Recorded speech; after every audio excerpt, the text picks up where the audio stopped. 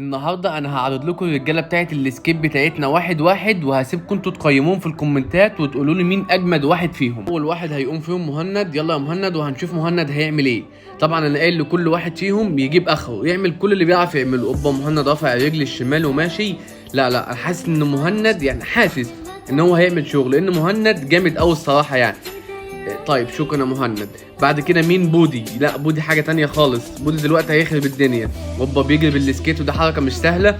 وهو بيجري هيعمل ايه؟ لف نفسه في ثانيه وهو بيجري، ودي حركه برضه مش سهله.